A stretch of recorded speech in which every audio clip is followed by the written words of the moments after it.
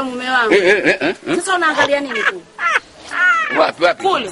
Wapi? Kule unaangalia nini? Nilikuwa naangalia mazingira pato wanakojoa wengine wanajisaidia ovyo hapa. Unaangalia mazingira, unamwangalia mwanamke aliyena anofuka pale.